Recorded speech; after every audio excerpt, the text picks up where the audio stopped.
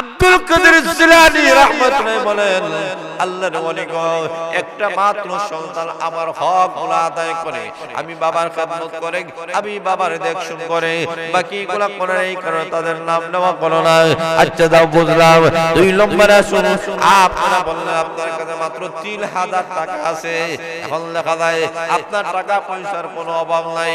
লোকটা ডাক দিয়ে বলে, আল্লাহর ওলি গো, আপনি শুনে নেন, আপনারা বলেছেন, হাদিস শুনেছেন, আল্লাহর নবী বলেছেন, যেইগুলা তুমি খাইবা এইগুলা তোমার, যেইগুলা তুমি পাল করবা এটা তোমার, আর যেইগুলা তুমি আল্লাহর রাস্তায় দান করবা ওইগুলা তোমার। আর যেই সম্পদগুলা দুনিয়াতে রেখে যাইবা এইগুলার মালিক কিন্তু তুমি না। যারা বলেন ঠিক না বেঠিক?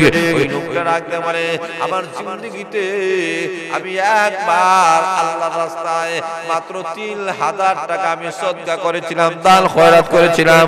আল্লাহর ওলি, আপনার কোরআন হাদিস অনুযায়ী ওই 3000 টাকা তো আমার। কিয়ামতের কঠিন ময়দানে ওই 3000 টাকা নিয়ে আল্লাহ দরবারে উঠবো। আর বাকি যে বিশাল সম্পদগুলো দেখতেছেন, জায়গা জমিন বাসা দেখতেছেন, গাড়ি দেখতেছেন, এইগুলার মালিক কিন্তু আমি নাই। যারা বলে ঠিক না বেঠিক? এইগুলার মালিক আমার উত্তরাধিকারী যারা হবে তারা নিয়ে যাবে, আমার ছেলে মেয়ে নাতি নাসা নিয়ে যাবে। ওই 3000 টাকার মালিক হলাম আমি। এই কারণে আপনাকে বললাম আমি 3000 টাকার মালিক। এখন শুনবারা লক্ষ্য করে দেখেন, তাহলে 3 নম্বরে না আপনি বললেন আপনার ঘরটা বড় দুর্বল, একটা মাত্র ঘর, আর কোনো ঘর নাই। মালিক, এই যে বিশাল অট্টালিকা তোমার দেখা যায়, রুমের কোনো অভাব নাই, বাজারে দোকান আছে, সিলেটে বাসা আছে, ঢাকায় বাসা আছে, লন্ডন আমেরিকা বাসার কোনো অভাব নাই। তুমি যে বললা একটা মাত্র তোমার ঘর, আর কোনো ঘর নাই। লোকটি দেখে বলে, আল্লাহর ওলি, আপনারা বলেছেন এই দুনিয়া থেকে মানুষ যখন মারা যাইবে কবর জগতে রাখা হবে অন্ধকার ঘর, একটা মাত্র ঘর। এই ঘরে আলো নাই, বাতাস নাই, দরজা নাই, জানলা নাই, কোনো কিছুই নাই। আল্লাহর ওলি, এই বাজারের বিটা তো আমার সঙ্গে কবরে যাবে না, সিলেটের বাসা কবরে যাবে না, ঢাকার বাসা কবরে যাবে না, লন্ডনের বাসা কবরে যাবে না, আমেরিকার বাসা কবরে যাবে না, জার্মানের বাসা কবরে যাবে না। কবর জগতে এমন একটা ঘর, এই ঘরটা আমার জন্য শুধুমাত্র আল্লাহ বানাইছেন, আর কোন ঘর নাই। এই ঘরগুলো তো আমি নিয়ে যেতে পারবো না। এই কারণে আপনাকে বললাম আমার আসল ঘর হলো ওই কবরের ঘর। আব্দুল কাদের জিলানী রাহমাতুল্লাহ বলেন, আমি এতদিন পর্যন্ত বুঝতে পারি নাই তোমার অন্তরে আল্লাহর ওই পরিমাণ ভয়, আল্লাহর মহব্বত তোমার অন্তরে ওই পরিমাণ বেশি রে। তুমি জীবনটা এমন ভাবে পরিচালনা করতেছো, তোমার জিন্দেগির প্রতিটি কথাগুলো আমি বুঝতে পেরেছি। তুমি বড় দিলদার, তুমি বড় আল্লাহ ওয়ালা, তুমি বড় ফরজগার। আমি আজকে থেকে তোমার করে খানা খাইব, কারণ এমন করে খানা খাইলে আল্লাহর পক্ষ থেকে রহমত বরকত নাজিল হবে। এই পৃথিবীর মধ্যে 4 জন ইমাম ছিলেন, একজনের নাম হলো ইমাম আবু হানিফা। জোরে বলেন ঠিক না বেঠিক? ইমাম আবু হানিফা রাহমাতুল্লাহ বলেন আমাদের মাযহাবের ইমাম। ইমাম শাফি রাহমাতুল্লাহ আলাইহি, ইমাম আবু ইউসুফ রাহমাতুল্লাহ আলাইহি, ইমাম আহমদ ইবনে হাম্বল রাহমাতুল্লাহ আলাইহি, ইমাম মালিক রাহমাতুল্লাহ আলাইহি। ইমাম মালিক রাহমাতুল্লাহ আলাইহি ইন্তিকাল যখন হয়ে গেল, মানুষেরা যখন লাশ নিয়ে কবরের দিকে যায়, এমনি তাকায়া দেখে, উপর দিক দিয়ে তাকায়া দেখে অসংখ্য অগণিত পাখিগুলা দেখা যায়। যাকে যাকে পাখিগুলা এসে গেছে। ওই সময় যুগ শ্রেষ্ঠ একজন আল্লাহর ওলি ছিলেন। লোকেরা বলে তো পাখি, এমন পাখিগুলা কেন আমরা জীবনে কোনোদিন দেখি নাই, এইগুলা তো অতিথি পাখি। উনি মুস্কি হাসিয়ে দেয় বলেন, আসলে এরা পাখি নয় রে, ইমাম মালিক রাহমাতুল্লাহ জানাজার নামাজ পড়ার জন্য আকাশ থেকে অসংখ্য অগণিত ফেরেশতা আল্লাহ পাকের রূপ ধারণ করে নাজিল করে দিতেছে। এরাই ছিলেন শ্রেষ্ঠ আল্লাহর ওলিরা, যারা উঁচু নিচু দেখে চলতে, আমাদের কাছে উঁচু নিচু নাই। উনি আব্দুল কাদের জিলানী রাহমাতুল্লাহ বলেন, আপনার বাড়িতে যে আমি দাওয়াত খাবো, আপনি কেমন মানুষ আমাকে বুঝতে হবে, আপনার অবস্থাটা কেমন। তো উনি ডাক দেয়, হয় আমার অবস্থা তেমন ভালো না। এটা কি? আমার বাংলা ডাঙ্গা একটা ঘর আছে, আমার একটা ছেলে আছে, আর মাত্র আমার 3000 টাকা আছে। কয় হাজার টাকা? কথা বলে কয় হাজার? উনি বলেন, তাহলে তো লোকটা আমাকে দাওয়াত করছে, আমার সম্মানার্থে তো বড় আয়োজন করে নি। না রে বাবা, বড় আয়োজন করিও না, স্বাভাবিক কিছু আয়োজন করে নি। আচ্ছা ঠিক আছে, ঠিক আছে। ওনার বাড়িতে রওনা করছেন, আর এর পূর্বে একটা লোক আসিয়া বলেন, আপনারা যিনি দাওয়াত করছে বড় ধনী মানুষ, বাড়ি ঘরের অভাব নাই, বিল্ডিং এর অভাব নাই, টাকা পয়সার অভাব নাই, ছেলে মেয়ের অভাব নাই। ওই লোকটা বলল কি, বাস্তবতা হলো কি, আমি তো কিছুই বুঝতে পারলাম। তো ওই দাওয়াত দেওয়ালা লোকটা তার ছেলেকে পাঠাইয়া দিছে, যাও আব্দুল কাদের জিলানী রাহমাতুল্লাহকে আপনি ইস্তেকবাল করে আমার বাড়িতে নিয়ে আসেন। এটি হচ্ছে মেহমানদারিতা। যেটা বলেন ঠিক না বেঠিক? কোন মেহমান যদি আপনার বাড়িতে আসেন, তাকে সম্মান দিয়ে ইস্তেকবাল দিয়ে আনবেন, এবং ওনাকে বিদায় দিতে সময়, আমরা অনেক সময় ঘর থেকে বিদায় দিলে যাও আল্লাহ না, আল্লাহর রাসূলের সুন্নাত হলো ওনাকে একটু সামনে বাড়িয়া, ওনাকে একটু সুযোগ সুবিধা বুঝে ওনাকে বিদায় দাও। ইস্তেকবালের জন্য ওনার সন্তানকে হটাইয়া দিয়েছে। তো উনি জিজ্ঞেস করেন, বাবা তোমরা কই ভাই? আমরা 9 ভাই। তোমার বাবা বললো একজন, তোমরা 9 ভাই। আচ্ছা তোমার বাবা ঘর কয়টা? বলে হুজুর এই যে লাইনে দেখতেছেন যত ঘর আছে সব আমার বাবা। আহারে কি!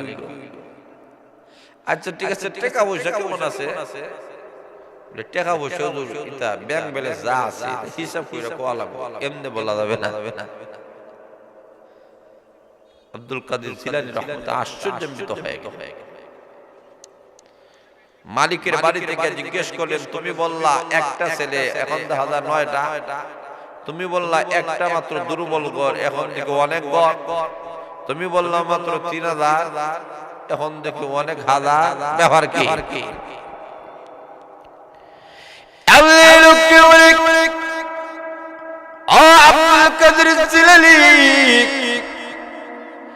আমি আপনাদের জবান থেকে আমি শুনেছি, উলামায়ে কেরামের কাছ থেকে আমি শুনেছি। কি শুনেছেন আপনি? বলে আমি শুনেছি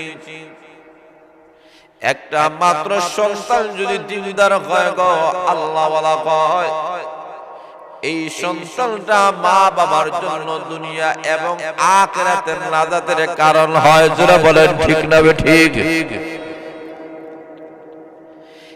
এক সূর্য সারা বিশ্বে আলো দিতে পারে, লক্ষ লক্ষ তারা দেখো কি করিতে পারে। যারা বলেন ঠিক না ঠিক? একটা মাত্র সূর্য সারা বিশ্ব থেকে আলোকিত করে ফেলে। সকাল বেলায় সূর্য যখন উদিত হয়, এই সূর্যের আলো পৃথিবীর এমন কোন জায়গা নাই এই জায়গায় আলোটা লাগে না। পৃথিবীর সকল জায়গার সকল ঘরের দরজা জানলা ভেদ করে ঘরের ভিতরে আলোটা পৌঁছিয়া যায়। উনি ডাক দিয়া বলেন, রাত্রি বেলায় একটা দুইটা নয়, অসংখ্য অগণিত তারাগুলো আকাশের মধ্যে উঠে কিন্তু সূর্যের মতো পাওয়ার দেয় না, সূর্যের মতো আলো নাই। জোরা বলেন ঠিক না বেঠিক? উনি বলেন শুনেলেন, 9টা যদিও আমার সন্তান রয়েছে, কিন্তু কোন সন্তান গোলা আমি বাবাকে দেখশুন করে না, আমার বাবাকে আমি বাবাকে মহব্বত করে না, ভালোবাসে না, আমি বাবার জন্য ফেদা নয়, আমি বাবা যা বলি তা করে না। তারা এখন বড় হয়ে গেছে, এখন যুবক হয়ে গেছে, এখন তারা তাদের স্ত্রীদের কথায় চলে, এখন তাদের প্রেমিকার কথায় চলে, এখন তারা তাদের লিডারের কথায়, সমাজের কথায় চলে। আমি বাবার কোনো দাম নাই, আমি বাবার কোনো সম্মান নাই, আমি বাবার কোনো মর্যাদা নাই। এই যে একটা মাত্র সন্তান, এই সন্তানরা আমাকে লালন পালন করে, তার রুজি থেকে আমাকে খাওয়ায়, সেই সন্তানরা আমার কোন খবর নেই। এই সন্তানরা নামাজের সময় হয়ে গেলে আমাকে হাতে ধরে ধরে মসজিদের মধ্যে নিয়ে যায়, আমাকে এই সন্তানরা ঔষধ খাওয়ায়, এই সন্তানরা চার সময় আসলে চা খাওয়ায়, পানের সময় আসলে পান খাওয়ায়, ঔষধের সময় আসলে ঔষধ খাওয়ায়। আমার যা কিছু প্রয়োজন, সকল প্রয়োজনগুলো আমার এই কলিজার টুকরা সন্তানরা পুরা করে দেয়। বাকি 8টা সন্তান আমার খোঁজ খবর নেয় না। আরে আব্দুল কাদের জিলানী শুনে নেন, যেই সন্তান আমাকে লোকাফটার করতেছে, এটাই হলো আমার সন্তান। বাকিগুলো তো আমার লোকাফটার করে, আমার খোঁজ খবর নেয় না। এই সন্তান আমার কাজ করে, এই সন্তানরা আমার কথা মতো চলে, এটাই হলো আমার সন্তান। বাকি সন্তানগুলো আসলে যদিও আমার, কিন্তু আসলে আমার নয়। এই কারণে তাদের কথাগুলো আপনার সামনে আমি তুলে ধরলাম। এবং সন্তান আমাদের সমাজে আছে কি নাই? আরো আসতে বলেন, আরো জোরে বলেন আছে কি নাই? সন্তানের অভাব নাই। দেখবেন আমাদের সমাজে একটা কথা আছে, বহু সন্তানের বাপ। কথা বলেন আছে কি নাই? বহু সন্তানের বাপ নির্বংশ। এর মানে হয়েছে সন্তানের অভাব নাই। এই বড়টা হয়, বাইদুমটা করবে, বাইদুমটা হয়, এর ভোরেরটা করবে, এর ভোরেরটা হয়, ছোটটা করবে। আসলে কেউ করতেছে না। জোরে বলে ঠিক না ঠিক? কিন্তু যার একটা মাত্র সন্তান আছে, দেখবেন এই সন্তানটা চিন্তা করে, আমার বড়ও নাই, আমার ছোটও নাই, আমার মাইদুম নাই, আমি চাই তো আমার মা বাবার কেউ নাই, কাজে আমি আমার মা বাবাকে লুক আফটার করতে হবে। তার জীবন দিয়ে, তার টাকা দিয়ে, তার পয়সা দিয়ে, তার সময় দিয়ে সর্বাত্মকভাবে মা বাবার জন্য আজীবন করে যায়। জোরে বলে ঠিক না ঠিক? আর যার দেখবেন সন্তানের অভাব নাই, নির্বংশ। জোরে বলেন ঠিক না ঠিক? এই কারণে একটা মাত্র সূর্য সারা বিশ্বে আলো দিতে পারে, লক্ষ লক্ষ তারা দেখো কি করিতে পারে। এক সন্তান যদি ভাগ্যবান হয়, তাহলে এই সন্তান হাজার হাজার পুত্র দেখো কি করিতে পারে। জোরে বলেন ঠিক না ঠিক? হাজার হাজার পুত্র কোনো ফায়দা হবে না। এখন শুনবে না, লক্ষ্য করে দেখেন, লোকটা ডাক দিয়ে বলতেছে আমার সন্তানের অভাব নাই, কিন্তু একটা মাত্র সন্তান আমাকে লুক আফটার করে। এই থেকে আমাদেরকে বুঝতে হবে, মা বাবা যদি সন্তানের কাছ থেকে যদি ভালো জিনিস পাইতে চায়, মা বাবারও কিছু দায়িত্ব আছে কি নাই? নাই। আপনাদের এলাকায় আছে কি আছে? যে আল্লাহ রাসূল সাল্লাল্লাহু আলাইহি ওয়াসাল্লাম বলে অনেক দায়িত্ব আছে। এর মধ্যে আপনাদের সামনে কয়েকটা তুলে ধরতে চাই। এর মধ্যে একটা হলো যে দুনিয়াতে সন্তান আসার আগে সন্তান তার বাবাকে বলে, বাবা আপনার কাছে আমার একটা দায়িত্ব, সেই দায়িত্বটা হলো একটা পাওনা আছে। বলে কি পাওনা? বলে আপনি যখন বিয়া করবা, আমার একজন মা যখন আপনি দিবা, এই মাটা যখন দিনদার হয়, ফরজগার হয়, আল্লাহওয়ালা হয়। আর কথা বলেন ঠিক না ঠিক? এটা বাবার কাছে সর্বপ্রথম সন্তানের পাওনা। আপনি যখন বিবাহ করবেন, ভালো মেয়ে দেখে বিয়া করিয়েন, যেমন তেমনের সাথে বিয়া করিয়েন না। যদি মোবাইলের মাধ্যমে প্রেম কইরা বিয়া করেন, তে আমারও অবস্থা 12টা বেজে যাবে। জোরে বলেন ঠিক না ঠিক? এই কারণে মা বাবার কাছে সর্বপ্রথম পাওনা থাকে, বাবা আপনি যখন বিয়া করবেন, ভালো দেখে বিয়া করবেন। কিভাবে বিয়া করারও আল্লাহর রাসূলের কোনো নিয়ম আছে কি নাই? কথা বলেন আছে কি নাই? আল্লাহ রাসূল বলেন 60টা জিনিস থেকে মানুষেরা বিবাহ করে। কয়টা জিনিস? জোরে বলেন কয়টা? আল্লাহর নবী বলেন, আমার উম্মতেরা 60টি জিনিস দেখে আমার উম্মতেরা বিবাহ করে।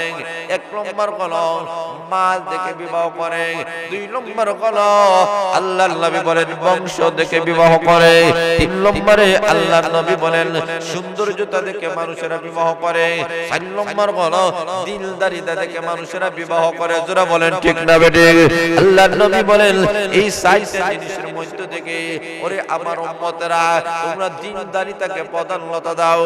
যে মেয়ের মাল নাই, টাকা নাই, বংশ নাই, যদিও সুন্দর নাই, কিন্তু ওই মেয়েটা যদি দিনদার হয়, নামাজি হয়, তাহাজ্জুদওয়ালা হয়, আল্লাহওয়ালা যদি হয়, ওই মেয়ের ঘর থেকে আল্লাহওয়ালা ছেলে মেয়ে তৈরি হবে। কথা বলেন ঠিক না বেঠিক? এই কারণে সর্বপ্রথম হচ্ছে যে বাবা আপনি যারা বিয়ে করবা ওই মেয়েটা যেন ভালো হয়, চরিত্র যেন ভালো থাকে, আমারও চরিত্র ভালো থাকবে। জোরে বলে সুবহানাল্লাহ। গেল এক নম্বর। আর দুই নম্বর বাবা বিবাহ করার পরে আপনার স্ত্রী আমার মার সঙ্গে যখন মিলামেশা করবা তখন একটা দোয়া পড়বা। এই দোয়াটা আল্লাহর রাসূল আমাদেরকে শিক্ষা দিয়েছেন। জোরে বলে সুবহানাল্লাহ। কি দোয়াটা? দোয়া আল্লাহর রাসূল শিক্ষা দিয়েছেন। বিসমিল্লাহ আল্লাহুম্মা জান্নিবনাশ শাইতান ওয়া জান্নিবিশ শাইতানা মা রাযাকতানা।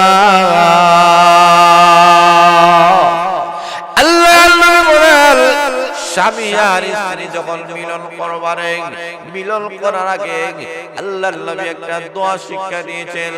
এই দোয়া পড়ে স্বামী আর স্ত্রী মিলন করবা, কারণ তোমাদের ঘরে যে সন্তান আসবে এই সন্তান ভালো হবে না মন্দ হবে। ওরে দুনিয়ার মানুষেরা তোমরা তো জানো না, একটা বাবা জানে না তার ঘরে ছেলে হবে না মেয়ে হবে, একটা বাবা জানে না এই ছেলেটা ভালো হবে না মন্দ হবে, একটা বাবাও জানে না এই মেয়েটা ভালো হবে না মন্দ হবে। মাস 10 মাস 10 দিন যেই সন্তানকে পেটে ধারণ করেছে এমন মা পর্যন্ত জানে না তার ছেলে অথবা তার মেয়েটা ভালো হবে না মন্দ হবে। জোরে বলেন ঠিক না বেঠিক? নবী দোয়া শিক্ষা দিয়েছেন। আল্লাহর নবী বলেন মিলন করার আগে তুমি দোয়া করবা বিসমিল্লাহ। আল্লাহর নামে শুরু করলাম। জোরে বলেন কাল্লাম। আরো জোরে বলেন বিসমিল্লাহ। আল্লাহুম্মা জান্নিবনাশ শাইতান। আর রাব্বুল আলামিন তুমি আমাকে শয়তান থেকে আমাকে বাঁচাও। শয়তান থেকে বাঁচার জন্য মা এবং বাবা আল্লাহর কাছে দোয়া করে, প্রভু গো আমরা স্বামী আর স্ত্রীকে শয়তান থেকে বাঁচাও। শুধুমাত্র আমাদেরকে বাঁচাইলে হবে না, আমাদের করে যে সন্তান আল্লাহ তুমি দিবা, তাই সেটা ছেলে হোক অথবা মেয়ে হোক, তাকেও আল্লাহ শয়তান থেকে তুমি হেফাজত করে রাখিও। জোরে জোরে বলেন সুবহানাল্লাহ। এই দোয়াটা শিক্ষা দিয়েছেন কে? আমাদের নবী হযরত মুহাম্মদ রাসূলুল্লাহ। সবাই বলেন সাল্লাল্লাহু আলাইহি ওয়াসাল্লাম শিক্ষা দিয়েছেন যে নিজের স্ত্রী শয়তান থেকে বাঁচো, যে সন্তানটা আসবে তাকেও শয়তান থেকে বাঁচার জন্য দোয়া করবেন। এই দুইটা জিনিস বিবাহ করার আগে, একটা হলো বিবাহ করার আগে আর একটা হলো বিবাহ করার পরে সন্তান দুনিয়াতে আসার আগে। আমাদের সমাজে কতজন আছে স্ত্রীর সাথে মিলামেশা করছে না, এই দোয়া করছে? কয়জন আছে? জানি না, জীবনে শুনছি না।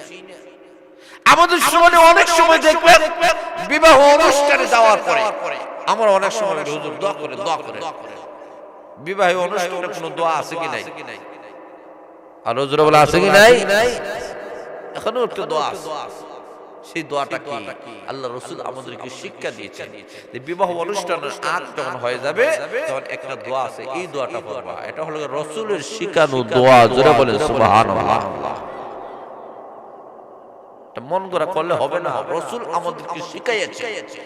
এই দোয়া ওই টাইমেই যদি পড়ো তাহলে তোমার আমার জীবনে বরকত হবে, সাংসারিক জীবন সুখময় হবে, শান্তিময় হবে, জান্নাতের বাগান হবে। জোরে বলেন সুবহানাল্লাহ। বারাকাল্লাহু লাকা ওয়া বারাকাল্লাহু আলাইকা ওয়া জামাআ বাইনাকুমা ফিল খায়র। আল্লাহর নবী দোয়া করেছেন বিবাহর আগ যখন হয়ে যাবে তখন তোমরা এই দোয়াটা পড়বা, মহাল আল্লাহ এই স্বামী স্ত্রীর মধ্যে আল্লাহ সাংসারিক জীবনটা আল্লাহ বরকতময় করে দিবে, অভাব অনটন পেরেশানির মধ্যে সংসারটাকে আল্লাহ হারাবে না। আল্লাহ রাব্বুল আলামিন কুদরতি ভাবে স্বামী স্ত্রীর ঘরের মধ্যে আল্লাহ বরকত দান করবে। জোরে সুরে বলেন সুবহানাল্লাহ। এখন সন্তান স্বামী স্ত্রী বিবাহ করার পরে মিলন হয়ে গেল, এরপরে সন্তানটা দুনিয়াতে যখন আসলো, আল্লাহ রাসূল সাল্লাল্লাহু আলাইহি ওয়াসাল্লাম বলেন দুনিয়াতে সন্তান আসার পরে সর্বপ্রথম তোমার কামটা কি? আমাদের সমাজে সর্বপ্রথম একটা কাম আছে কি, সন্তান ছেলে হোক অথবা মেয়ে হোক, দুনিয়াতে আসার পরে সর্বপ্রথম সন্তানের একটা ফটো তুলিয়া ফেসবুকে ছাড়া। তো বাস্তব না বাস্তব? কথা বুঝেন না ওনারা?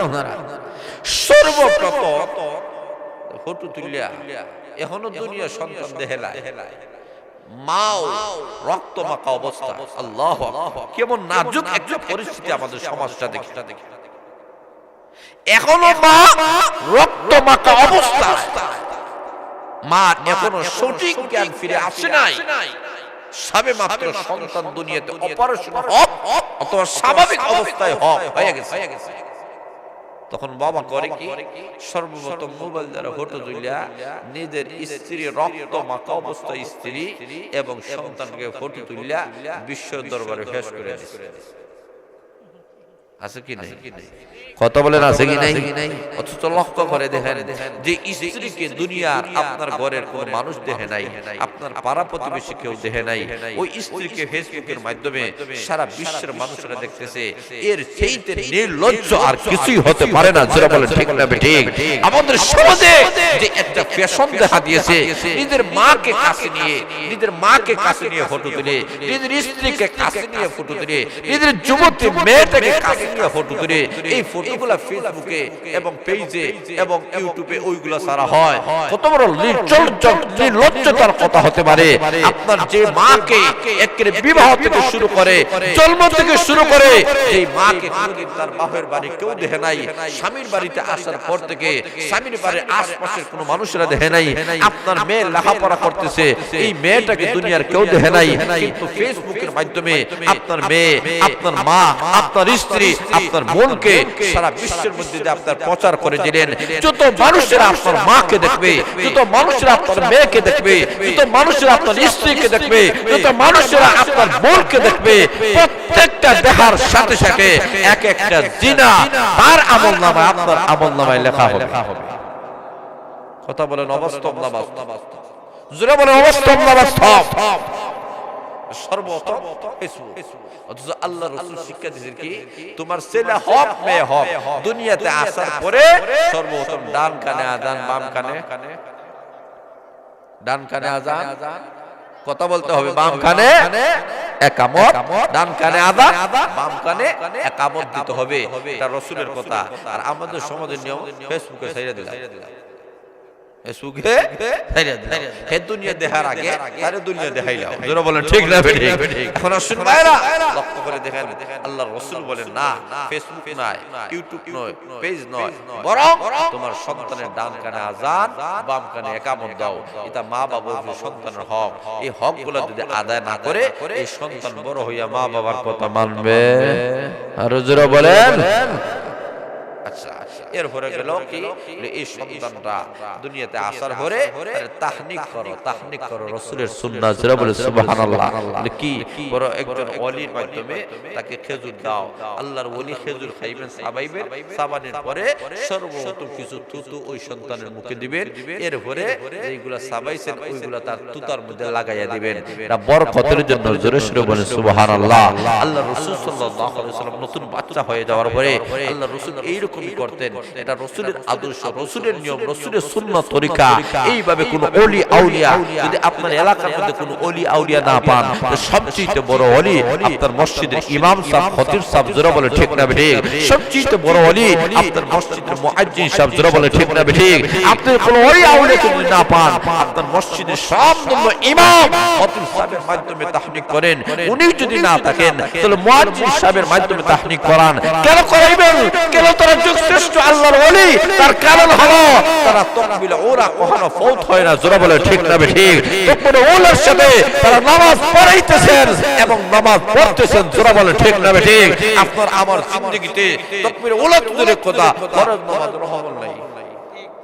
কথা বলেন আছে কি ভাই? এখন আসুন ভাইরা, এইগুলা করবেন। এরপরে কি করবেন? এরপরে 7 দিনের মাথায় সুন্দর করে তার একটা নাম রাখবেন। সুন্দর করে একটা নাম, জোরে বলে নাম রাখবেন এবং তার একটা আকিকা করবেন। আল্লাহ রাসূলের সুন্নাত, ছেলে যদি হয় 2টা, মেয়ে যদি হয় 1টা। আল্লাহ রাসূল আকিকা করো। এই আকিকা 7 দিনের মাথায় করা সুন্নাত।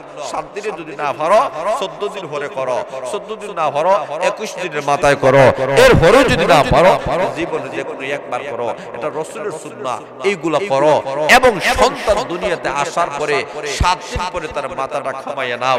কামানের পরে তাই চুলটা হবে, এই চুলটা ওজন করিয়া ওই পরিমাণ রূপা আল্লাহর রাস্তায় সদকা করিয়া দাও। সুবহানাল্লাহ। জোরে বলে আছে কি ভাই? এগুলা আমরা করতে রাজি নাই। তো এগুলা করতে নাই, এই সন্তান বড় হইয়া মা বাবার হক পালন করবে না। জোরে বলে ঠিক না ঠিক? আর জোরে বলে ঠিক না ঠিক? এখন শুনবেন, লক্ষ্য করে দেখেন আব্দুল কাদের জিলানী রাহমাতুল্লাহ বলেন, আল্লাহর ওলি গো, একটা মাত্র সন্তান আমার হকগুলো আদায় করে, আমি বাবার খেদমত করে, আমি বাবার দেখশুন করে, বাকিগুলো করে এই কারণে তাদের নাম নেওয়া করো না। আচ্ছা দাও, বুঝলাম। 2 নম্বরে আসুন, আপনারা বললেন আপনার কাছে মাত্র 3000 টাকা আছে। এখন লেখা যায় আপনার টাকা পয়সার কোনো অভাব নাই। লোকটা ডাক দিয়ে বলে, আল্লাহর ওলি গো, আপনি শুনে নেন, আপনারা বলেছেন, হাদিস শুনেছেন, আল্লাহর নবী বলেছেন, যেইগুলা তুমি খাইবা এইগুলা তোমার, যেইগুলা তুমি পাল করবা এটা তোমার, আর যেইগুলা তুমি আল্লাহর রাস্তায় দান করবা ওইগুলা তোমার। এই যে সম্পদগুলা দুনিয়াতে রেখে যাইবা এইগুলার মালিক কিন্তু তুমি নাই। জোরে বলেন ঠিক না বেঠিক? ওই লোকটা রাখতে পারে, আমার জিন্দেগিতে আমি একবার আল্লাহর রাস্তায় মাত্র 3000 টাকা আমি সদকা করেছিলাম, দান খয়রাত করেছিলাম। আল্লাহর ওলি, আপনার কোরআন হাদিস অনুযায়ী ওই 3000 টাকা তো আমার কিয়ামতের কঠিন ময়দানে ওই 3000 টাকা নিয়ে আল্লাহ দরবারে উঠবো। আর বাকি যে বিশাল সম্পদগুলো দেখতেছেন, জায়গা জমিন বাসা দেখতেছেন, গাড়ি দেখতেছেন, এইগুলার মালিক কিন্তু আমি নাই। জোরে বলে ঠিক না বেঠিক? এইগুলার মালিক আমার উত্তরাধিকারী যারা হবে তারা নিয়ে যাবে, আমার ছেলে মেয়ে নাতি নাতি নিয়ে যাবে। ওই 3000 টাকার মালিক হলাম আমি।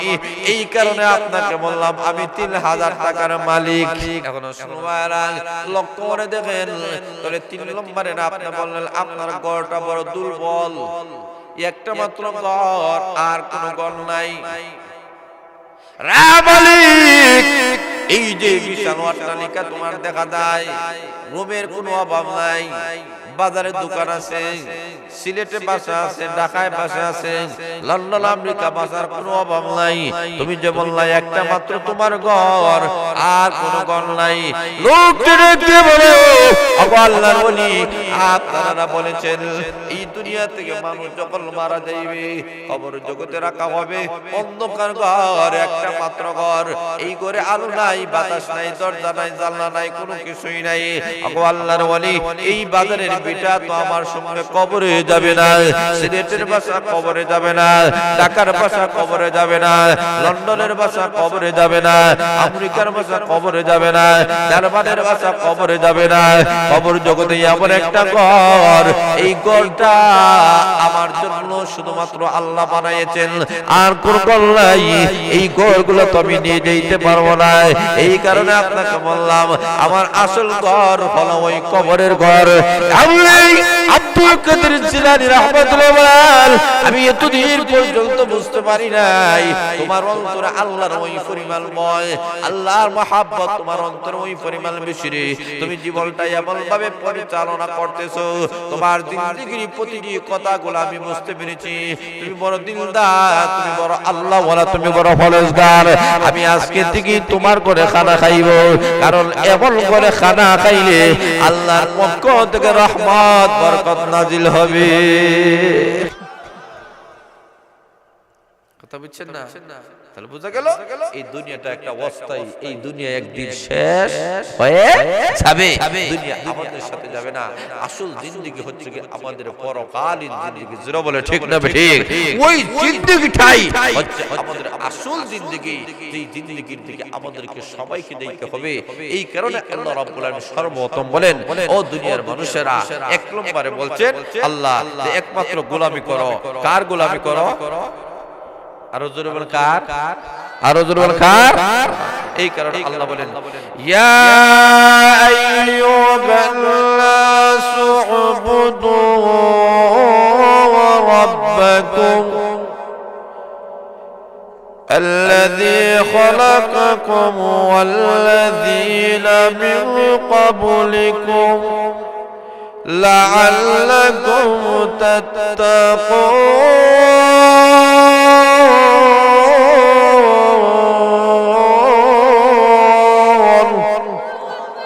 আল্লাহ রাব্বুল আলামিন বলেন, ইয়া আইয়ুহান নাস, হে মানুষেরা। আল্লাহ গোটা বিশ্বের সমস্ত মানুষকে আল্লাহ এখানে সম্বোধন করেছেন। যে কোনো শ্রেণীর মানুষ হোক, সে হিন্দু হোক, বৌদ্ধ হোক, খ্রিস্টান হোক, সকল মানুষকে আল্লাহ এখানে ঢুকাইয়াছেন। জোরে বলে ঠিক না বেঠিক? সকল মানুষের প্রতি আল্লাহর নির্দেশ হলো, উবুদু রাব্বাকুম, তোমরা তোমাদের রবের গোলামি করো। আমাদের রবকে আরো জোরে বলে কে? আল্লাহ বলে সেই রবের তোমরা গোলামি করো। রব মানে যিনি লালন পালন করেন ওয়ালা। জোরে বলেন সুবহানাল্লাহ। আরো জোরে বলেন সুবহানাল্লাহ। আল্লাহ বলেন সেই রবের তোমরা গোলামি করো, সেই রবের নাফরমানি কখনো করিও না। তোমাদের জবান দ্বারা কখনো তার নাফরমানি করিও না। আজকে আমাদের সেই গোলামি আমরা ছেড়ে দিয়েছি। আল্লাহর সামনে যেখানে মাথা নত করার কথা, এখানে আমরা নত করি না, আমরা গয়রুল্লাহর সামনে মাথা নত করি। আর আমাদের অবস্থা এমন হয়েছে, মাহফিলে তো করছো, বাজারে গিয়ে দেখেন চুকুল কুলির কোনো অভাব নাই। কথা ঠিক না? কথা বলেন ঠিক কিনা? চা হাওয়ার দোকানে, পান হাওয়ার দোকানে গিয়ে দেখেন একজন আরেকজনের সাথে গীবত চুকুল করে, অমুক বালা নাই, তমুক বালা, তমুক বালা নাই, তমুক বালা।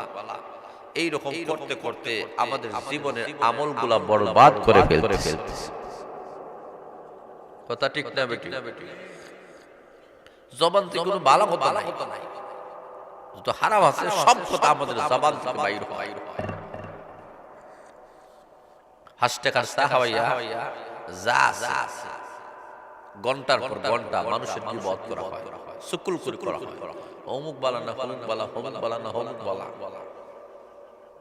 এইরকম অবস্থা আমাদের সমাজে আছে কি নেই? জোরে বলে আছে কি নাই? আল্লাহ বলেন তোমরা কখনো মানুষের সমালোচনা করিও না, দোষ প্রকাশ করিও না। হতে পারে আল্লাহ কোরআনে বলেছেন, ও দুনিয়ার পুরুষেরা, তোমরা একজন পুরুষ হয়ে আরেকজন পুরুষের দোষ চর্চা করিও না, কারণ হতে পারে সেই পুরুষটা তোমার কাছে উত্তম, আল্লাহর কাছে উত্তম। জোরে বলেন সুবহানাল্লাহ। হে দুনিয়ার নারীরা, তোমরা বসে বসে একজন আরেকজনের গীবত করিও না, কইও না খারাপ। তুমি তাকে খারাপ বলছো, তোমার কাছে খারাপ হতে পারে, কিন্তু সেই মহিলাটা আল্লাহর কাছে ভালো। সুবহানাল্লাহ। আরো জোরে বলেন সুবহানাল্লাহ।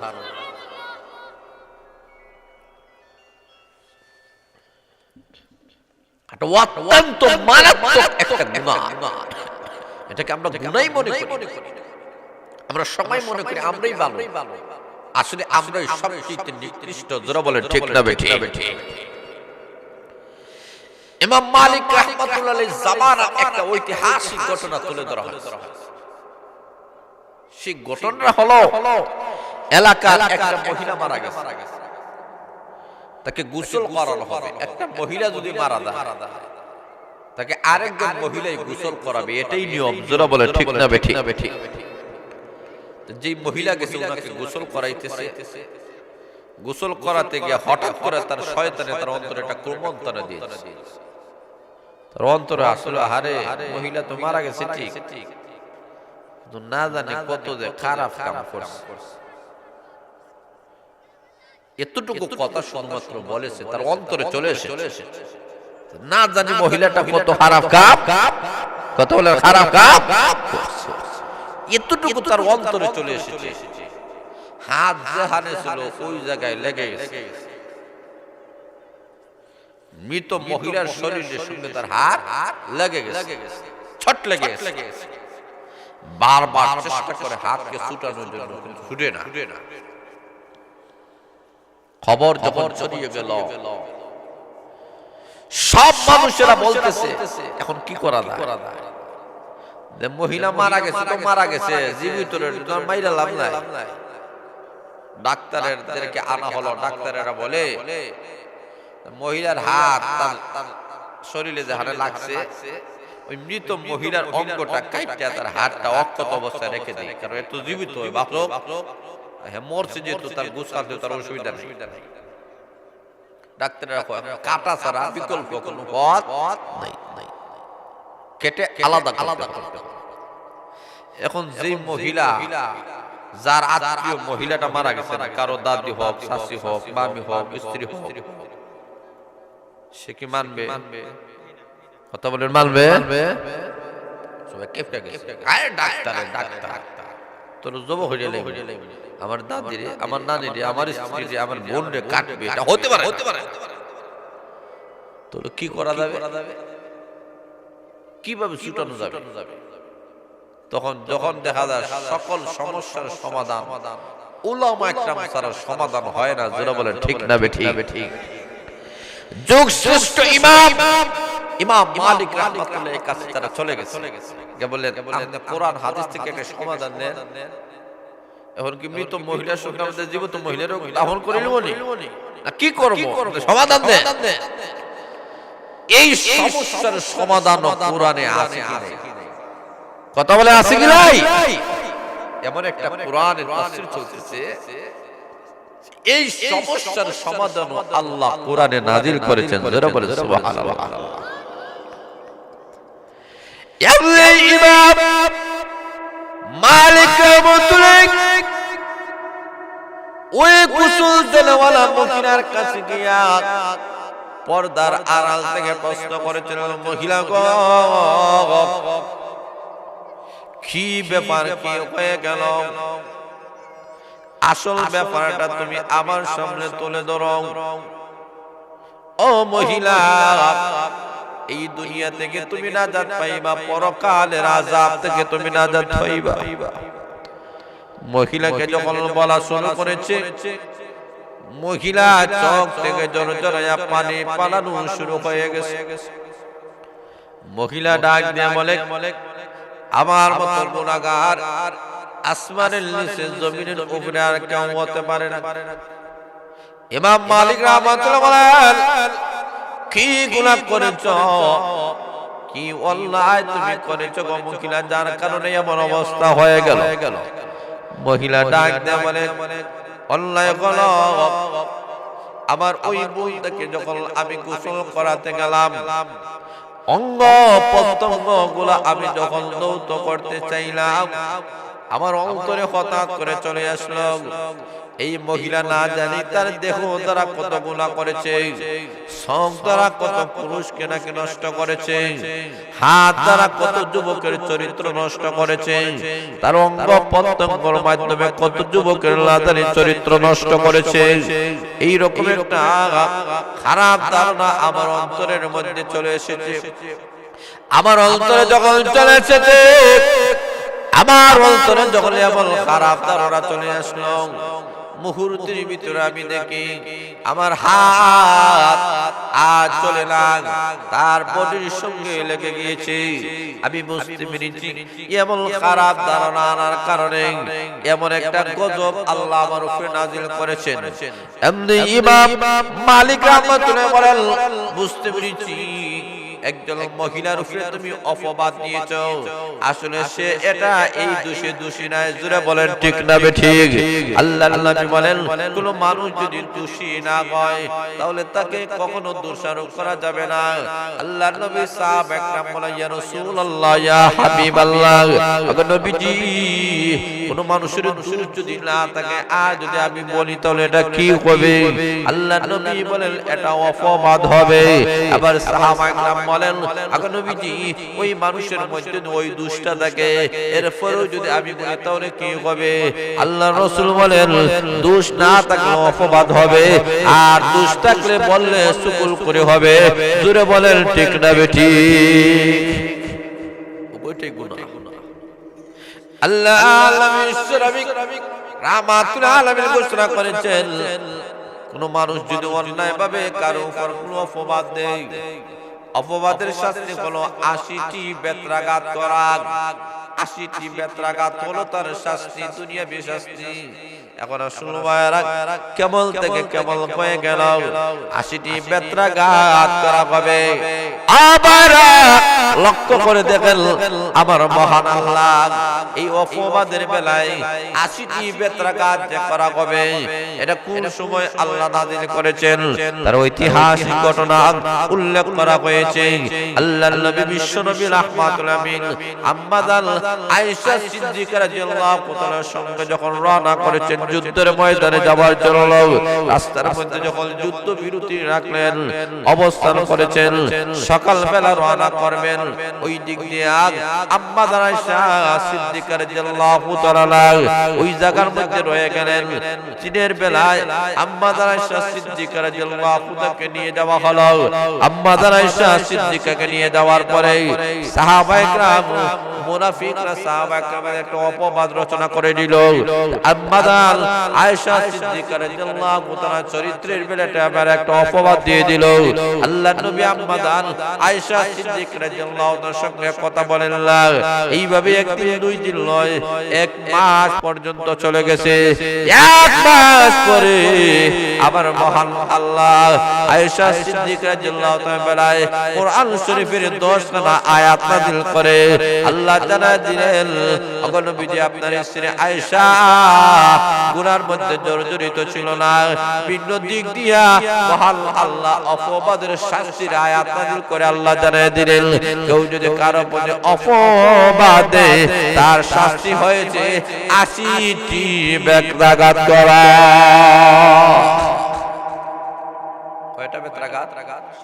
দূরে বলেন কয়টা? ৮০টি বেত্রাঘাত। কেন? তার প্রতি একটা অপবাদ দিল। তখন উনি ডাক দেখো, কোরআনের বিধান অনুযায়ী তুমি যেহেতু এই মহিলা আসলে এই দোষ করে নাই, তোমার অন্তরে যেহেতু এরকম খারাপ ধারণা আইছে, এখন আমার মনে হয় কোরআনে এর আইন যদি বাস্তবায়ন করা হয় তাহলে আশা করা যায় এই মেয়ের শরীর থেকে তোমার শরীরটা আলাদা করা যাবে, নতুবা আলাদা করা যাবে না। সবাই সম্মতি দিল, বেত্রাঘাত শুরু হয়ে গেছে। ১০টা, ২০টা, ৩০টা, ৪০টা, ৫০টা ছুটে না, যেই মাত্র ৮০টি বেত্রাঘাত করেছে অটোমেটিক ছুটে গেছে।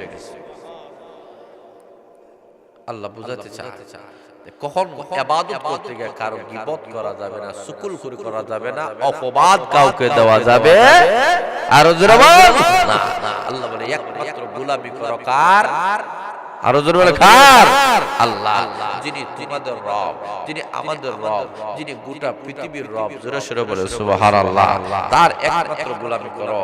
১ নম্বরে আল্লাহ বলেন তার গোলামি করো যিনি তোমাদের এবং আমাদের রব, এবং যিনি আল্লাহ রাব্বুল আলামিন বলেন এবং যিনি তোমাদের পূর্বপুরুষ যারা ছিল তাদেরকেও আল্লাহ সৃষ্টি করেছেন। জোরে বলে সুবহানাল্লাহ। তোমরা যদি আল্লাহকে রব মেনে তার গোলামি করো, আশা করা যায় মুত্তাকি হবে, আল্লাহ ওয়ালা হবে, খোদা ভীরু হবে। জোরে সোরে বলে সুবহানাল্লাহ। আল্লাহ রাব্বুল আলামিন বলেন আল্লাহর গোলামি করো। কেন গোলামি করো? কারণ আল্লাহ তো এমন যে আল্লাহ গোটা পৃথিবীর জমিনটাকে আল্লাহ তোমাদের জন্য বিছানা বানাইছে। আসতে বলে সুবহানাল্লাহ, আরো জোরে বলে সুবহানাল্লাহ। الذي جعل لكم الأرض فراشا والسماء بناء আল্লাহ বলেন সেই রব যিনি তোমাদের জন্য গোটা পৃথিবীটাকে ফিরাশা আল্লাহ বিছানা বানাইছেন। জোরে বলে সুবহানাল্লাহ। গোটা পৃথিবীটাকে আল্লাহ কি বানাইছেন? বিছানা বানাইছেন। জমিনটা এত তরল নয়, এটা নরম নয় যে হাঁটলে লড়াচড়া করবে। যদি লড়াচড়া করতে হতো বসা সম্ভব হইতো, কথা বলেন সম্ভব হইতো। নৌকায় উঠলে দেখবেন ওই দিক ঘোরাফেরা করে মানুষের একটা ভয় হয়। এই যে এখানে যারা সন্ধ্যা থেকে বসে আছে কোনো ভয় আছে না, জমিনে লড়াচড়া করে না, আল্লাহ সমতল করে দিয়েছেন। আবার জমিন যদি বেশি উঁচা নিচা হয় তাও আবার চলতে ফিরতে অসুবিধা। জোরে বলে ঠিক না ঠিক? আল্লাহ বলে জমিনটাকে সমতল করে দিলাম, এত শক্ত করলাম না রে বান্দা বান্দি যে জমিনে বসতে তোমার কষ্ট হবে, আর এত নরম করলাম না যে তোমার হেলবে দুলবে। জমিনটাকে সুন্দর করে বিছানা বানাইছি। ও দুনিয়ার মানুষেরা, ক্ষেতের কাজ করো, মন্দের মধ্যে কাজ করতে ক্লান্ত শ্রান্ত হয়ে গেছে, হাতটা নিচে দেয় গোমারু যায়, কোনো অসুবিধা হয় না। জোরে বলে সুবহানাল্লাহ। এই জমিনটা কত সুন্দর আল্লাহ বিছানা বানাইছেন। আল্লাহ রাসূল সাল্লাল্লাহু আলাইহি ওয়াসাল্লাম বলেন এই জমিনটা আল্লাহ রাসূল সাল্লাল্লাহু আলাইহি ওয়াসাল্লাম দুনিয়াতে আসার আগে আর কোন উম্মতের জন্য আর কোন নবীর জন্য সব জায়গায় নামাজ পড়া আল্লাহ বৈধ করেন নাই।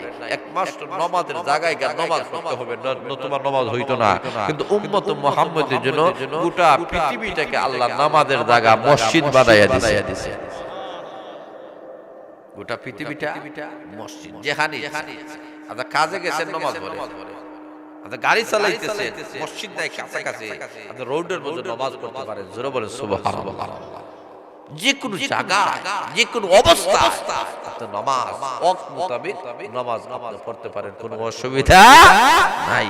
এটা উম্মত মুহাম্মদের জন্য একটা বিশেষ। এরপরে আল্লাহ রাব্বুল আলামিন জমিনকে বিছানা বানাইলাম আর আসমান তোমার জন্য উপরে আসমান বানাইলাম। আল্লাহু আকবার। জোরে বলে আল্লাহু আকবার। ও দুনিয়ার মানুষেরা, এই যে একটা সামিয়ানা, এই সামিয়ানা কতটা কোটি লাগানো হয়েছে, বিশাল আকাশটাকে আল্লাহ কোটি ছাড়া বানাইছে। আর আসতে বলেন না সুবহানাল্লাহ। উপর থেকে আল্লাহ আপনার আমার জন্য সামিয়ানা বানাইছেন, ছাদ বানাইছেন। জোরে বলেন আল্লাহু আকবার। এরপরে আল্লাহ রাব্বুল আলামিন বলেন তোমাদের খাবার দরকার আছে কি নাই? জোরে খাবার দরকার নাই? জমিন আছে, আকাশ আছে, খানি নাই, উইবনি যখন উইবনি আল্লাহ রাব্বুল আলামিন ফাআখরাজা বিহি মিনাস সামারাতি রিজকান লাকুম فلا تجعلوا لله أندادا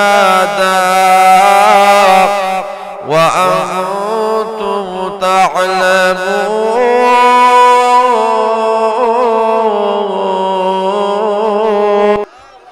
আল্লাহ রাব্বুল আলামিন বলেন এরপরে তোমাদের খাওয়ার জন্য আমি আল্লাহ আকাশ থেকে আল্লাহ রাব্বুল আলামিন বলেন বৃষ্টি বর্ষণ করেন, আকাশ থেকে বৃষ্টি নাজিল করেন। কে? জোরে বলেন কে? আল্লাহ। এই জমিনটা শক্ত ছিল, দেখবেন জমিন শুকাইতে শুকাইতে ওই পরিমাণ শক্ত হয়, হাঁটা দিছে। জমিনে কি দিলাই? হাঁটা দিলাই। এই শক্ত জমিনের মধ্যে আপনি কিভাবে আপনি হাল চাষ করবেন, কিভাবে করবেন? শক্ত জমিনে তো হাল চাষ করা যায় না, গরু চলবে না, কোনো কিছু চলে না। আল্লাহ বলেন আকাশ থেকে বৃষ্টি নাজিল করে এই জমিনটাকে আমি আল্লাহ উপযোগী করে দিলাম, ক্ষেত করার উপযোগী করে দিলাম। জোরে বলেন সুবহানাল্লাহ। এটা দুনিয়ার কোন মানুষ করতে পারে? আরো জোরে বলেন পারে না। এই শক্ত জমিনটাকে আমি আল্লাহ নরম করে দিলাম। আল্লাহ রাব্বুল আলামিন এটা কেউ করতে পারে নাই। আকাশ থেকে এই কারণে মানুষের রিজিক হচ্ছে আকাশে। কোথায়? জোরে রিজিক কই জায়গায়? জমিনে না আকাশে। আরো জোরে বলেন অফিস সামাই রিজকুকুম। আল্লাহ বলেন আকাশের মধ্যে তোমাদের রিজিক, ওখান থেকে বৃষ্টি বর্ষণ করি আর এই বৃষ্টির মাধ্যমে বিভিন্ন ফল মূল তৈরি হয়। জোরে বলেন সুবহানাল্লাহ। আল্লাহ রাব্বুল আলামিন এইভাবেই আমি আল্লাহ তোমাদেরকে খাওয়াই। এগুলা আমি আল্লাহ ছাড়া আর কেউ করতে পারে না রে বান্দা, একমাত্র আমি আল্লাহ করি। কাজেই আমার কোরআনের বেলায় কখনো সন্দিহান হইও না, কোরআনের বেলায় সন্দিহান হইও না। এই কোরআন নাজিল করে আমি আল্লাহ সবগুলো আগাম অনেক বিষয় আমি আল্লাহ কোরআন নাযিল করে তোমাদেরকে জানাইয়া দিয়েছি। জোরে বলেন সুবহানাল্লাহ। আল্লাহ রাব্বুল বলেন তোমরা সন্দেহ হইও না, যে সন্দেহ হও কোরআনের মতো একটা সূরা একটা আয়াত তোমরা নিয়ে আসো। কাফিরদের সামনে আল্লাহ চ্যালেঞ্জ তুলে দিয়েছেন, কিন্তু কোন কাফেরের আনতে পারে নাই, কিয়ামত পর্যন্ত কেউ পারবে না। কোরআনের সমকক্ষ একটা সূরা, একটা আয়াত, একটা ওয়াক্কর, জোরে বলে ঠিক না ঠিক, একটা নক্তা কেউ বানাতে পারবে না। আল্লাহ রাব্বুল আলামিন এইভাবে আল্লাহ বলেছেন কোরআনের মতো যদি কিছু বানাইতে পারবে না, তাহলে তোমরা কোরআনের সাথে মোকাবেলা করো না, কোরআনটাকে গ্রহণ করো। আর কোরআনের সাথে তোমরা তো কখনো পারবে না এমন, তাহলে তোমরা ওই জাহান্নামের আযাবকে ভয় করো। জাহান্নামের আযাব যেটা অত্যধিক ভয়াবহ, দুনিয়ার আগুন নাই, জাহান্নামের আযাব, এই আযাবে কাউকে ধরে ফেলে কেউ বাঁচানোর মতো কোনো ক্ষমতা কথা বলেন আসেনি। এই কারণে আল্লাহ বলেন ফা ইন লাম তাফআলু ওয়া লাম তাফআলু, আল্লাহ বলেন তোমরা তো পারবে না, তোমরা তো পারবে না, কখনো পারবে না। আল্লাহ তাকিদ দিয়ে বলতেছে তোমরা পারবে না, কখনো পারবে না। কোরআনের মতো একটা সূরা একটা আয়াত আনা, তাহলে আল্লাহ বলেন নারাল্লাতী ওয়াকুদুহান নাস ওয়াল হিজারা, তোমরা ওই জাহান্নামের আযাবকে ভয় করো, যে জাহান্নামের লাকড়ি হবে মানুষ এবং পাথর, মানুষ এবং পাথর, ওই জাহান্নামের লাকড়ি হবে। আর যে জাহান্নামটা আল্লাহ কাফিরদের জন্য বানাইছেন, কোন মুমিনদের জন্য আল্লাহ বানান নাই। আল্লাহ এখানে জাহান্নামের ভয়াবহ অবস্থা তুলে ধরতেছেন। অনেক মানুষ আছে জাহান্নামের কথা শুনিয়া যারা হার্ট রোগী আছে, হার্ট অ্যাটাক হয়ে যাব, বাবারে জাহান্নাম অত্যন্ত ভয়াবহ, জোরে বলে ঠিক না বেটি, সঙ্গে সঙ্গে আল্লাহ সান্ত্বনা দিতেছেন, জোরে বলেন সুবহানাল্লাহ। আল্লাহর একটা নিয়ম হচ্ছে কি, যখনই মানুষকে জাহান্নামের ভয় দেখান, সত্যি সঙ্গে সঙ্গে আল্লাহ জান্নাতের সুসংবাদ দিয়ে তাদেরকে সান্ত্বনা দান করেন, জোরে বলেন সুবহানাল্লাহ। وبشر الذين آمنوا وعملوا الصالحات أن لهم جنات تجري من تحتها الأنهار كلما رزقوا منها من ثمرة رزقا قالوا هذا الذي رزقنا من قبل وأوتوا به متشابها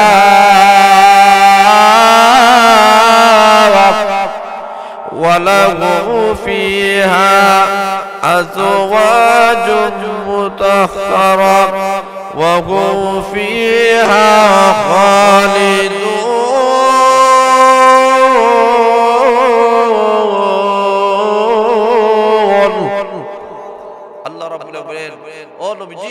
আপনি তাদেরকে সুসংবাদ দেন যারা ঈমান আনবে এবং নেক আমল করবে।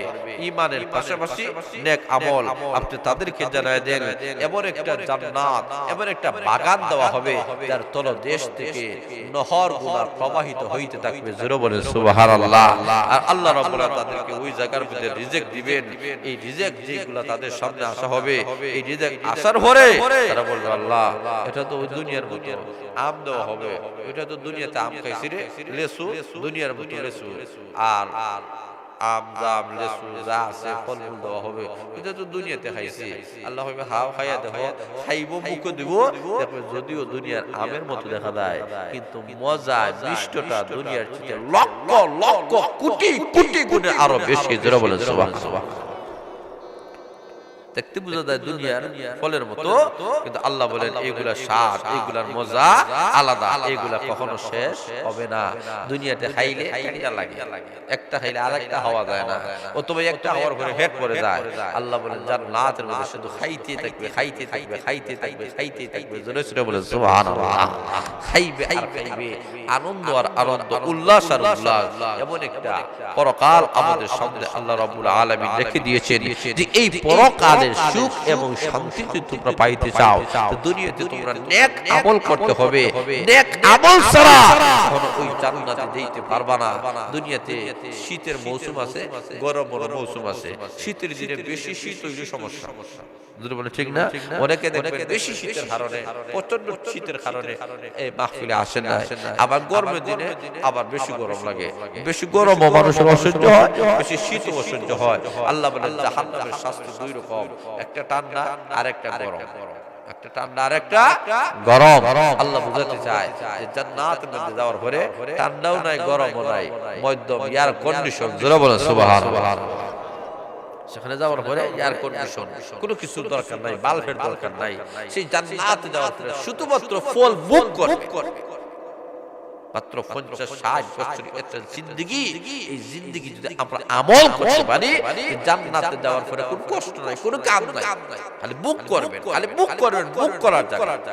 আজকে আমাদের অবস্থা এমন হয়ে গেছে, অমুসলিম জাতিরা এই দুনিয়া তো আসলেই বুক করার জায়গা নয়, এই দুনিয়া হচ্ছে খামাই করার জায়গা, আমল করার জায়গা। যারা বলে ঠিক না বেঠি, কিন্তু আমরা দুনিয়াতে লেগেছি বুক করার জন্য, বুক করে দুনিয়া টুক বুক বানায় দিছি। টাকার দরকার, পয়সার দরকার, জমি জমা দরকার, খালি বুক করতেছি। আল্লাহ বলে আসলে তো এটা বুক করার জায়গা নয়, এটা খাবাই করার জায়গা। জোরে বলে ঠিক না বেঠি? এখানে খাবাই করেন, বুক করবেন আল্লাহর তৈরি জান্নাতের মধ্যে গিয়ে। এমন একটা জান্নাত, যে জান্নাতের মধ্যে যাওয়ার পরে এখানে সুন্দর কালো মানুষ আছে, জোরে বলে ঠিক না? সবল আছে, দুর্বল আছে, সুস্থ আছে, অসুস্থ আছে। জান্নাতের মধ্যে দুর্বল নাই, কালো নাই, কুশ্রী নাই, বুড়া নাই, বুড়ি নাই, অসুস্থতা নাই, সব একাকার। জোরে বলে সুবহানাল্লাহ। আল্লাহ রাব্বুল আলামিন বলেন এমন একটি জান্নাত তোমাদের সামনে আমি মহান আল্লাহ রেখে দিলাম, দুনিয়ার মানুষেরা রে। আল্লাহর নবী বলেন ওই জান্নাতের ভিতরে যাওয়ার পরে বাজার আছে, আনন্দ উল্লাহ যা করার তুমি ওই জান্নাতের ভিতরে করবে। এই দুনিয়াটা আনন্দের জায়গা নয় রে, এই দুনিয়াতে কম হাসবা আর এই দুনিয়াতে বেশি কাঁদবা। আল্লাহ বলেন ফালিয়াযহাকু কালিলাও ওয়ালিয়াবকু কাসীরা। আল্লাহ বলেন দুনিয়াতে বেশি বেশি করে তোমরা কাঁদো রে। ও বান্দা বান্দিরা, দুনিয়াতে যদি তুমি কাঁদো তোমার চোখ থেকে শুধু পানি পড়বে, চোখ থেকে পানি পড়ে পড়ে রক্ত বাইর হবে না, ফুট বাইর হবে না। কিন্তু তুমি শুনে নাও জাহান্নামের মধ্যে যখন তুমি কাঁদবা শুধুমাত্র চোখ থেকে পানি পড়বে না রে, জাহান্নামে কাঁদতে কাঁদতে চোখ থেকে পানি পড়তে পড়তে এক সময় চোখের পানি শুকাইয়া যাইবে, এরপরে চক্ষু থেকে রক্ত প্রবাহিত হইতে থাকবে, রক্ত বাইর হইতে হইতে এক সময় রক্ত শুকাইয়া যাইবে, ফুসগুলা বাইর হবে রে, ফুসগুলা বাইর হইতে হইতে এক সময় ফুসগুলা শুকাইয়া যাইবে। এই কারণে ওই জাহান্নামটা অত্যন্ত ভয়াবহ। এই কারণে আল্লাহর নবী বলেন দুনিয়াতে বেশি বেশি করে কাঁদলাও, জাহান্নামের ভয়ে তোমরা কাঁদলাও। আর কমায় না 50-60 বছরের জিন্দেগি আমার হয়ে গেল, আমি কত রজনী ঘুমাইলাম, আমি কত কান্না খাইলাম, আমি কত আনন্দ উল্লাস করলাম, আমি কত রং তামাশা করলাম, এখনো কি আমার সময় হয় নাই? আমি জাহান্নামের ভয়ে কাদার কি এখনো সময় হয় নাই? একটু তাকায় দেখো, আমি ছোট ছিলাম এখন বড় হয়ে গেছে, আমার দাদি দাড়িও পেকে গেছে, চুলও পেকে গেল, সামনে কুচ হয়ে গেছে, আমার চোখের চশমা ছাড়া আমি আর এখন দেখি না রে।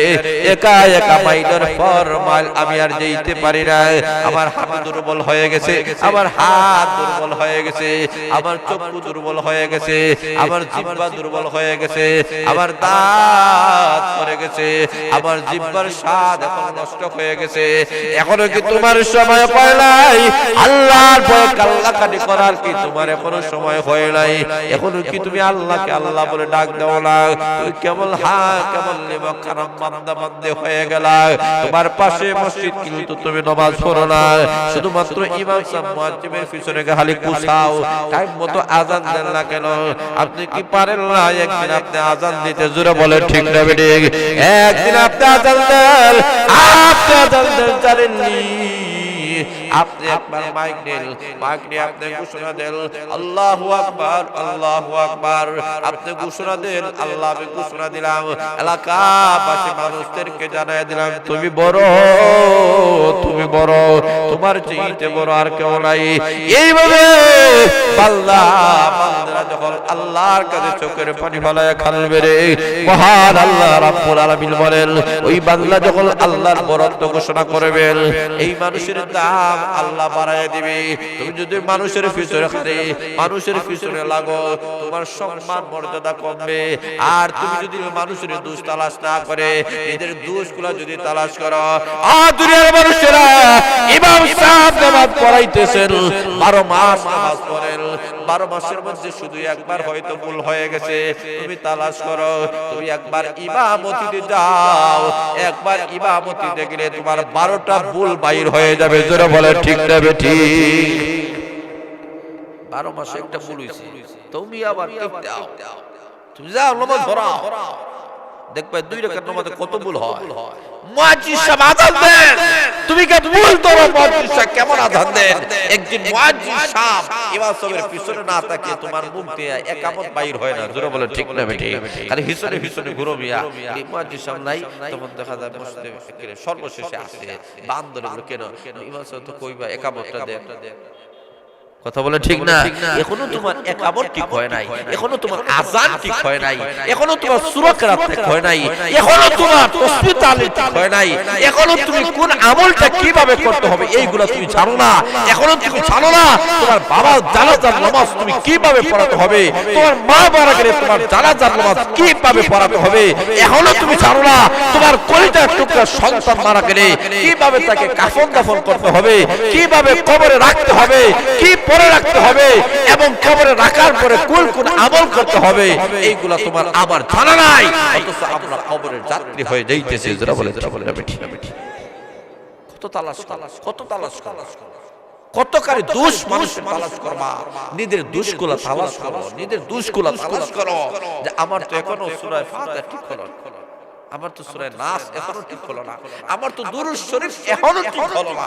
কেমন দুরূদ শরীফ আল্লাহর রাসূলের সামনে আমি পেশ করতেছি, হাসরের ময়দানে আল্লাহর রাসূল জিজ্ঞেস করেন, রে আমার উম্মত, এ আমার উম্মত, আজকে আমি তোর জন্য আমি সুপারিশ করব, তুই কি নিয়ে আইছিস? কি নিয়ে আইছিস? কইবো দুরূদ শরীফ পড়ছিস। কি দুরূদ শরীফ পড়ছিস? তো দুরূদ শরীফ তো ঠিক হয় নাই। জোরে বলে ঠিক না বেঠিক? আল্লাহ 50 বছর নামাজ লই আইছি, তোর সূরা ফাতিহা তো ঠিক হয় নাই। জোরে বলে ঠিক না বেঠিক? তাহলে কোন জিনিস নিয়ে আমরা যাব? আমাদের জীবনটাকে পরিবর্তন করতে হবে, বাস্তব জীবনে আমাদেরকে আসতে হবে, আমাদেরকে আবার শিশুকালের দিকে আমাদেরকে ফিরে যেতে হবে। ছোট ছোট শিশুরা যেমন মক্তবে গিয়ে যেমন ভাবে সূরা ফাতিহা, সূরা 1-10টা সূরা সুন্দরভাবে তেলাওয়াত করতেছে, শিখে দুরূদ শরীফ শিখতেছে, দোয়া কুনুত শিখতেছে, এবং এইভাবে আল্লাহর অনেক জিকির আজকারগুলো শিখতেছে। এইভাবে আমরা শিখি, আমরা হুজুরের কাছে যাই, ইমাম সাহেবের কাছে যাই, মুয়াজ্জিন সাহেবের কাছে গিয়ে বলি শরম নাই, লজ্জা নাই, কারণ কবরে গেলে ফেরেশতা জিজ্ঞেস করলে তখন কি শরম হবে না? হাসরের ময়দানে এখন ইমাম সাহেবের কাছে গিয়ে কয় না কেন? শরম লাগে। হাসরের ময়দানে কোটি কোটি মানুষের সামনে আল্লাহ প্রশ্ন যখন করবেন তখন কি লাগবে তোমার? কথা বুঝেন নাই? শরম লাগবে না? জোরে বলে লাগবে কিনা? লক্ষ লক্ষ কোটি কোটি মানুষের সামনে হাসরের মধ্যে জিজ্ঞেস করা হবে। তো এই যে তাফসীরুল কুরআন মাহফিল যে আয়োজন করা হয় উলামা ইকরামের পরামর্শের মাধ্যমে, যুব সমাজের মাধ্যমে, মুরব্বিয়ান ইকরামের পরামর্শের মাধ্যমে, এই যে তৌহিদি জনতারা এই যে তাফসীরুল কুরআন মাহফিল আয়োজন করা হয়, এই থেকে আমাদেরকে স্মরণ করায় দেওয়া হচ্ছে যে এইরকম একটা হাসরের মাঠ আমাদের সামনে আসতেছে। ওই মাঠে যাওয়ার আগে আমাদের ঈমান এবং আমল ভালো করতে হবে। আল্লাহ বলেছেন ঈমান এবং নেক আমল, আমার ঈমান কতটুকু ভালো আছে আমি একটু যাচাই বাছাই করতে হবে। জোরে বলে ঠিক না বেঠিক? আমার আমল কতটুকু সহিহ? আমল তো করতেছি, তাহাজ্জুদের নামাজ তো আমার কদা নাই। আমাদের সমাজে আমলের কোনো অভাব নাই, কিন্তু কোন সময় নামাজ ধরা লাগে হইতে পারে না। সূর্য উঠে নামাজ ধরে, কথা বলে আছে কি নাই? সূর্য উঠতেছে নামাজ পড়তেছে, তো কোন সময় নামাজটা পড়া যাবে, নামাজের কোন সময় ওয়াক্ত আসে, কোন সময় নামাজের ওয়াক্ত চলে যায়, এইগুলা আমাদেরকে জানতে হওয়ার জানা দরকার আছে কি নাই? জোরে বলে আছে কি নাই? কিভাবে নামাজ পড়তে হবে এইগুলো আমাদেরকে শিখতে হবে।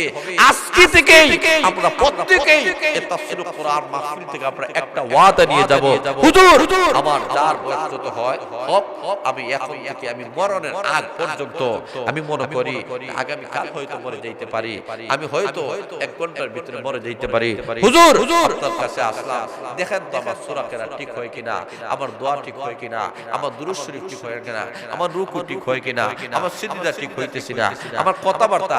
আমাদের সমাজে দেখবেন মানুষের আস্থা জিন্দেগি কথা হয়, এই কারণে একটা লোক বলছে আস্থা জিন্দেগি কথা হইয়া কথা কোন জায়গায় কিভাবে বলতে হবে এটাও জানা নাই। কথা বলেন আছে কি নাই? কোন জায়গায় কোন কথাটা হইতো এ কথাও জানা নাই, এমন অনেক লোক আছে। এই কারণে কথাগুলো শিখতে হয়।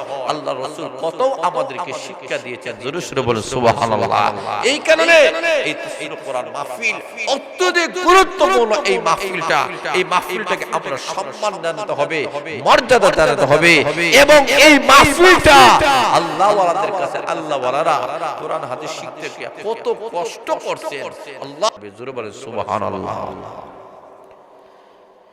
এমন করে দেখেন ইসমাইল থেকে বাগদাদ পর্যন্ত গিয়েছে হাদিস শোনার জন্য। উনি বলেন আমি আপনার কাছ থেকে হাদিস শুনব রে। লক্ষ্য করে দেখেন লোকটা আহমদ ইবনে হাম্বল রাহমাতুল্লাহ কাছে গিয়ে বলেন আপনি আমাকে হাদিস শোনান। উনি ডাক দিয়ে বলেন না, আমাকে নজরবন্দির মধ্যে রাখা হয়েছে, আমার কাছে কেউ আসতে পারবে না, আমি কাউকে হাদিস শোনাতে পারবো না। উনি বলেন না, আপনার জবান থেকে রাসূলের হাদিসগুলো আমি শুনতে চাই। বলে কিভাবে শুনবা, তোমাকে তো আসার পারমিশন দেওয়া যাবে না।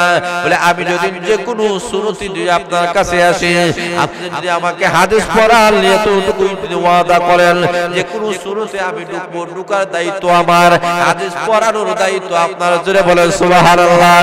ইমাম আহমদ ইবনে হাম্বল রাহমাতুল্লাহ বলেন অসুবিধা নাই, যেই লোকটা সেটা ওই লোকটা আবার যুগ শ্রেষ্ঠ আল্লাহর ওলি। জোরে সুরে বলেন সুবহানাল্লাহ।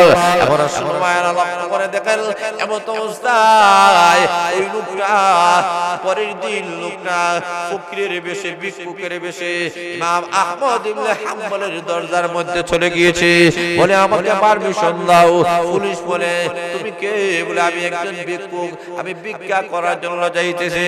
পুলিশ বলে যাও, কোনো অসুবিধা নাই, পারমিশন দেওয়া হলো।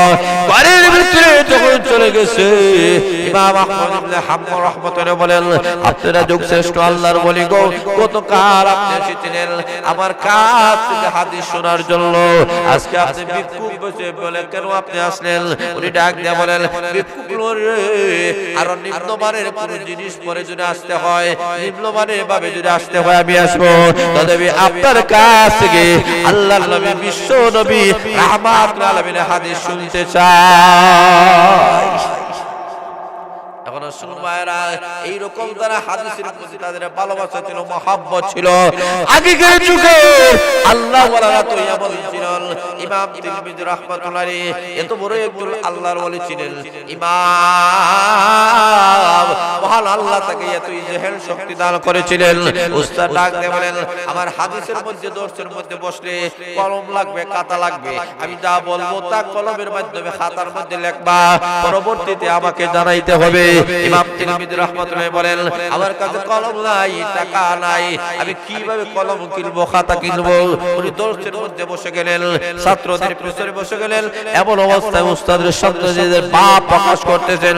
উস্তাদকে মনে মনে ভাবতেছেন মনে হয় সেও লিখতেছে, আসলে লিখতেছে না, কলম নাই, তার কাছে খাতাও নাই। কিছুদিন পরে অন্যান্য ছাত্ররা বলেন হুজুর গো, ওই যে লোকটা, ওই লোকটা যে বসে, ওই লোকটার কাছে কলম নাই, খাতাও নাই, এই লোকটা কেন বসে? উনি ডাক দিয়ে বলে তোর কাছে কলম নাই, খাতা নাই, তুই কেন বসলে? আমি না বললাম এমন লোক বসবে না।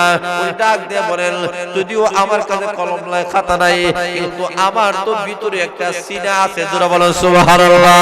উনি ডাক দিয়ে বলেন শুনেন গো, প্রথম দিন থেকে শুরু করে এই পর্যন্ত আপনি যে হাদিসগুলো সনদ এবং মতন সহ যা পড়াইছেন সবগুলা আমি মুখস্থ আপনার সামনে তুলে ধরতে পারবো। উস্তাদ খুশি হয়ে গেলেন, আনন্দ আনন্দিত হয়ে গেলেন। মাশাআল্লাহ, সুবহানাল্লাহ। তার জেহেন শক্তিটা আল্লাহ এতই বেশি দিয়েছিলেন। আগেকার যুগের মানুষের অন্তরে ছিল ইলম পিপাসু ছিল, কোরআন হাদিসের পিপাসু ছিল, যে কোন জায়গায় গেলে একটা হাদিস শুনতে পারবো, কোন জায়গায় গেলে কোরআনের একটা আয়াত, একটা অর্থ, একটা ব্যাখ্যা বিশ্লেষণ শুনতে পারবো, এইরকম তাদের কাছে একটা আগ্রহী ছিল, মজবুত ছিল তারা কোরআন হাদিসের প্রতি, যার কারণে তারা বিশ্বময় পরিচিতি হয়েছেন, বিশ্বময় তাদের সুনাম সুখ্যাতি ছড়িয়ে পড়েছে। যারা বলে ঠিক না ঠিক? আর আজকে আমাদের কাছে সেই আহমিয়ত নাই, সেই মোহাব্বত নাই, সেই ভালোবাসা নাই। এখানে কোরআনের তাফসীর চলতেছে, এখানে আমরা উপস্থিত নাই। যারা বলে ঠিক না ঠিক? এই কারণে আমাদেরকে বুঝতে হবে এই কোরআন হাদিসটাকে আমরা অত্যধিক ভালোবাসতে হবে, কোরআন হাদিসটাকে অত্যধিক আমরা মোহাব্বত করতে হবে, কারণ কোরআন হাদিস ছাড়া আমাদের বিকল্প আর কোনো পথ নাই। এই কারণে এই তাফসীরুল কোরআন মাহফিল এই জায়গায় আজকে তৃতীয় বর্ষ চলতেছে, কিয়ামত পর্যন্ত এই তাফসীরুল কোরআন মাহফিল করার দরকার আছে কি নাই? আর ওদের আছে কি নাই? এই মাহফিল চলতে গিয়া প্যান্ডেল দিয়া, স্টেজ দিয়া, মাইক দিয়া, ব্যানার দিয়া, লিফলেট দিয়া, টাকা দিয়া, পয়সা দিয়া, যে যেভাবে সহযোগিতা করার দরকার লাগে কর্তৃপক্ষ যদি বলেন, তারা কারা কারা সহযোগিতা করতে রাজি আছেন? হাত তুলে দেন, হাত তুলে দেন, সবাই হাত তুলে দেন। নারে তাকবীর, দিন ইসলাম, দিন ইসলাম, তাফসীরুল কোরআন মাহফিল।